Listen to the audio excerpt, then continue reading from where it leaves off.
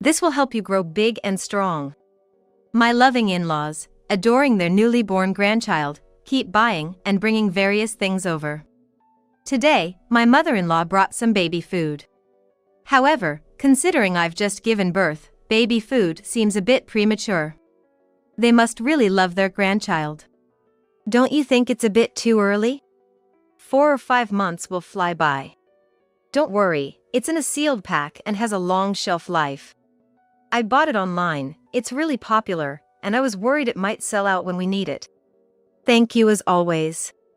Now, I'll be heading to my parents' house. I was just about to leave for my parents' house. When my mother-in-law arrived just as I was getting into the car, I decided not to go back inside the house and simply packed the baby food into my bag. Welcome back. I'll stay here for a bit and relax. I planned to stay overnight at my parents' house.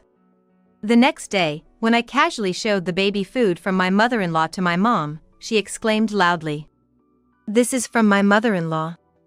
Baby food already, can you believe it? Throw this away right now." The baby food she pointed at had slightly changed color. My mother-in-law is usually very kind, but there was an incident not long ago that made me a bit suspicious. Seeing the discolored baby food, my suspicion grew. It seems like my mother-in-law might be targeting me. I resigned from my job at 28 when I got married. I could have continued working just for the sake of marriage, but I was already pregnant. Having wanted a child, I decided to quit my job to focus on raising my baby. However, I do want to work again, so once child-rearing settles down, I plan to look for a job.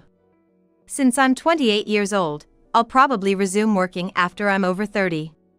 At 30, I should still have opportunities for re-employment, right? Besides, I've saved up considering marriage and childbirth, and my husband, Jonathan, has been stable in his job for 10 years. So, even though the baby was a bit unplanned, scaling down the wedding and skipping the honeymoon made it seem manageable to quit my job for a while. I'm willing to make these sacrifices for my child. Jonathan understood my decision and supported me quitting my job. Getting married and pregnant simultaneously, I felt very happy starting a new life with my understanding husband. We were worried about how our parents and in-laws would react to our shotgun wedding, but they were happy when we announced it. My worrisome mom, Emily, was relieved to hear about the marriage, having feared I might never get married.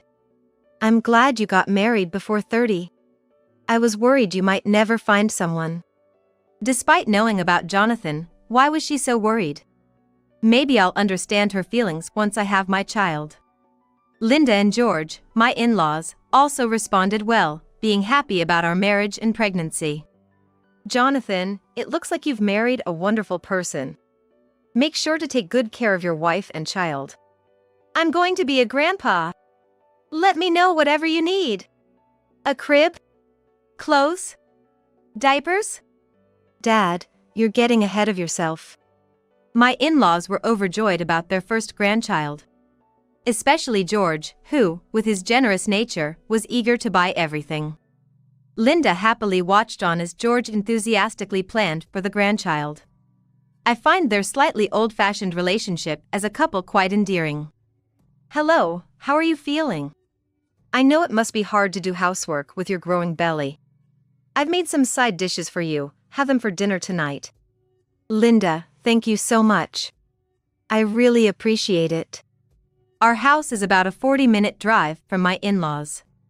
Despite the distance, my mother-in-law often checks on me and brings over homemade dishes. I've heard many people struggle with mother-in-law issues, but that seems foreign to me. At least, that's what I thought at the time. "Hey, are you okay? You seem to be having a hard time again." "I'm fine, just leave me alone for a bit, will you?" Lately, I've been unable to sleep well and get irritated over trivial things. As a result, I've been cold to my husband more often. It's probably because of the pregnancy, right? He seems to think so too and doesn't complain, treating me kindly even when I'm cold. But I can't rely on his kindness forever, so I discussed my insomnia and irritability with the doctor during a checkup. After the examination, they told me my insomnia was due to too much caffeine, and my irritability was a result of the lack of sleep. That can't be right. Caffeine can negatively affect fetal development and, in large amounts, may increase the risk of miscarriage or stillbirth. That's why, as a pregnant woman, I've been very careful about it. On the day I had the checkup, I told my husband, Jonathan, about it during dinner. They said it's because of too much caffeine, but I don't think that's possible. I always check the ingredients of the food I eat. Could it be in foods that don't have ingredient labels? Like vegetables or meat, maybe you're eating them without realizing? I checked that too. But none of the foods I've been eating had those ingredients. Since the cause was unclear, I might be unknowingly consuming caffeine even while eating dinner. That's when it struck me. Could it be? I always check the ingredients of what I eat, but I hadn't checked what was in the side dishes made by Linda, my mother-in-law. Could her dishes be the cause? But Linda always comes to check on me and brings dishes because she knows I'm having a hard time with household chores. For a moment, I doubted Linda, but I immediately dismissed such a terrible thought. You've been looking a bit under the weather lately. Why don't you go and rest at your parents' place? I've got a business trip next week and won't be home for a few days. You could stay there and take it easy for a while. Thank you, maybe I will. Jonathan really cares about me a lot. The next holiday, I went to my parents' house, driven by Jonathan. You look exhausted. Are you okay? Pregnancy is tough, right? I remember feeling the same when I was pregnant with you. I guess everyone goes through tough times during pregnancy. Hearing my mother's words, I realized that I wasn't the only one suffering during pregnancy, and it seemed to lighten my mood a bit. After having my mother take care of things around me and resting for a week, my health improved, and I returned home. A month later, I safely gave birth to a healthy baby. You did great. Congratulations, she's a beautiful girl. So this is my granddaughter. She's adorable. Not only Jonathan but also Linda and George, my in-laws, came to the hospital. George was so happy about his long-awaited grandchild that he even shed tears. It made me happy to see them so delighted. Although there were times I worried about my health after giving birth, both the baby and I were healthy, and we were able to leave the hospital in about a week. Now we're a family of 3. It's been a week since we brought our daughter home, and my in-laws, George and Linda, have been coming over almost every day. Moreover, George brings loads of gifts for our daughter each time. Our house is already full of unopened baby items. Got something delivered today, so I brought it over. Dad, you're buying too much. Besides, these clothes are still too big for her. Is that so? But it's better to have them than not, right? Don't sweat the small stuff. George loves shopping extravagantly and spends his free time searching for baby items online, buying anything he likes right away. Because of this, several baby items for our daughter are delivered to their house every day. While I feel guilty for receiving so many gifts and wish they'd hold back a bit, I don't mind them visiting daily. They always consider not to burden us too much. All right, time to head back. Can't stay too long. Yes, you're right. They usually leave after George says this.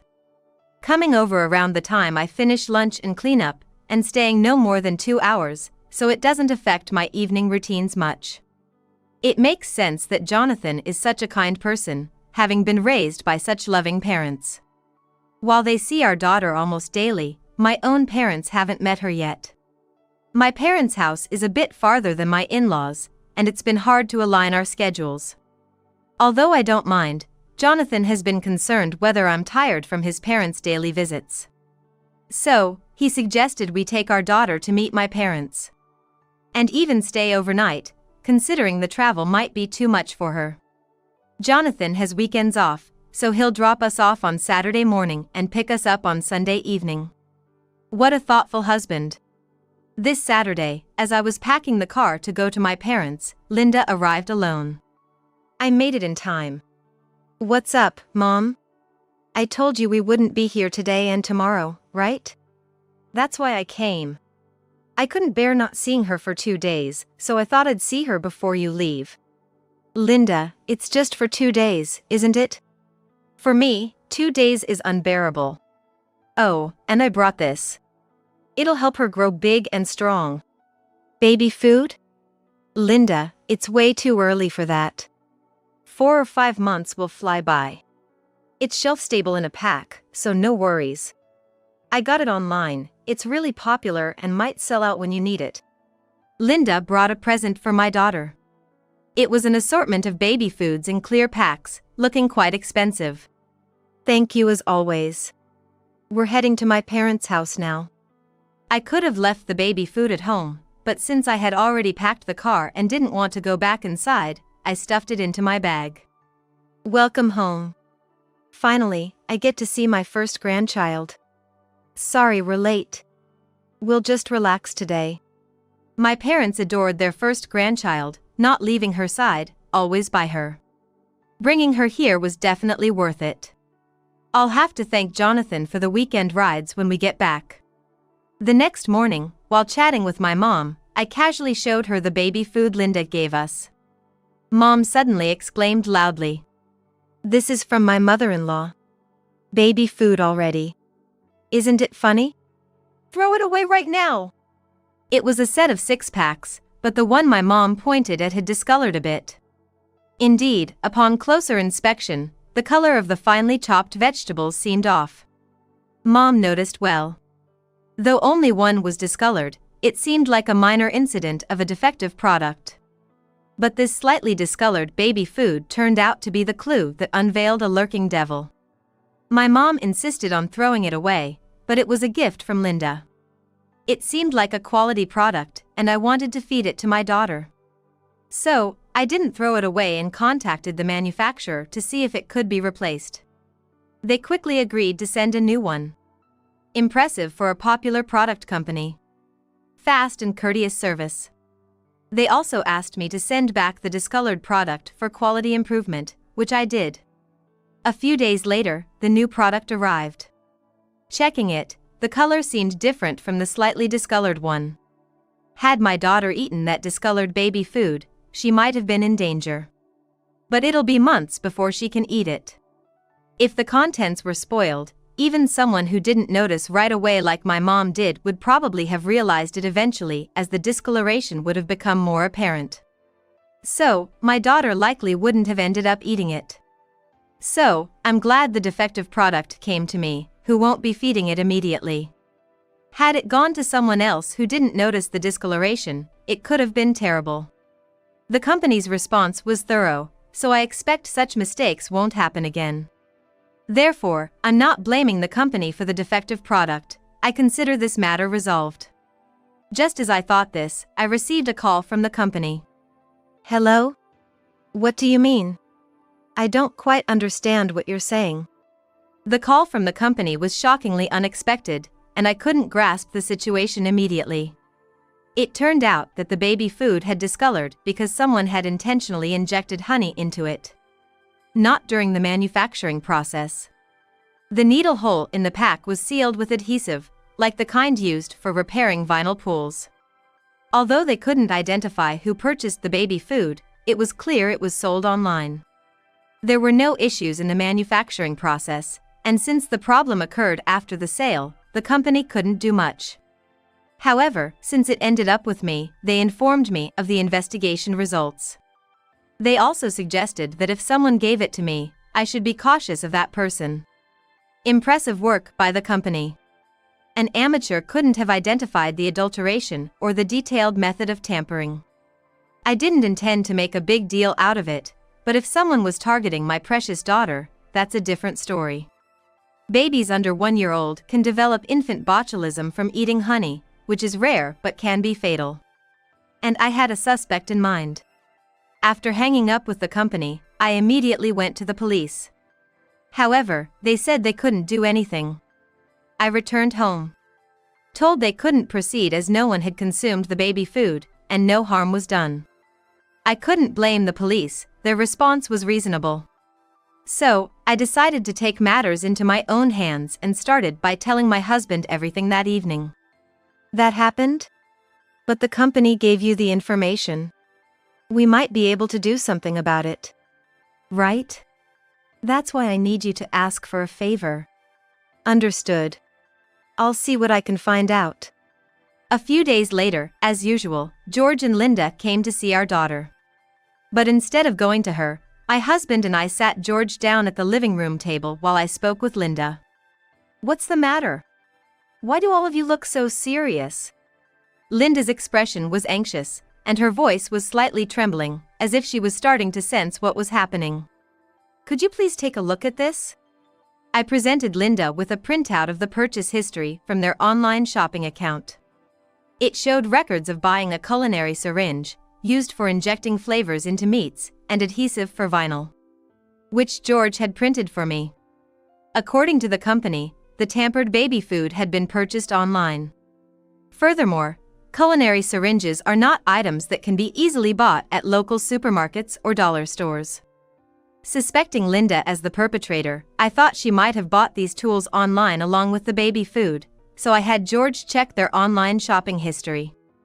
George and Linda shared an online shopping account, and the platform they used doesn't allow deletion of purchase history. Linda, realizing she couldn't delete the history, had set the purchases to hidden. However, hiding them only concealed them temporarily. George was able to find the purchases when he changed the settings. The baby food had honey in it. These items here, you bought them, right? Can you explain? Well, I bought the syringe to try out. You love dumplings, right? I thought it would make them juicier. And the adhesive was for a hole in the garden hose, but it turned out to be too weak to work. Her excuses came too easily, as if she had prepared them in case she got caught.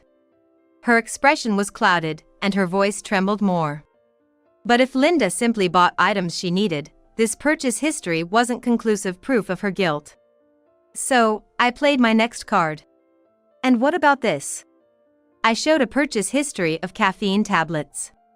I was told during a prenatal checkup that I had too much caffeine.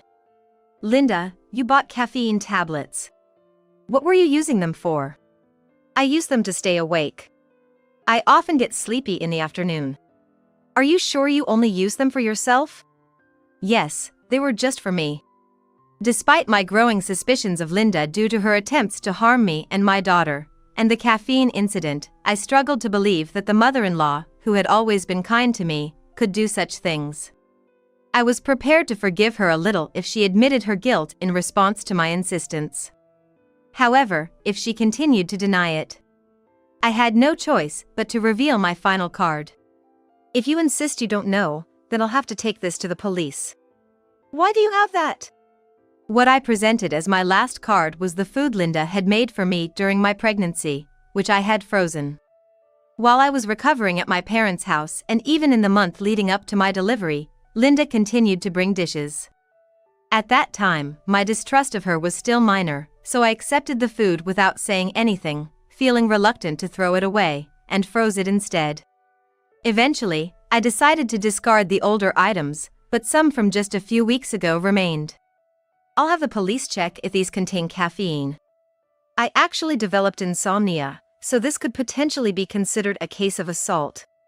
As evidence of harm, I'll take these purchase records and my pregnancy diagnosis. If the police start investigating, excuses like the ones you're making now certainly won't work.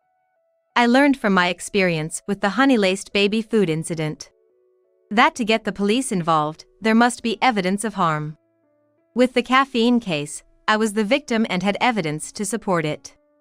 While it's uncertain whether this evidence will be sufficient for the police to take action, the possibility is certainly higher now.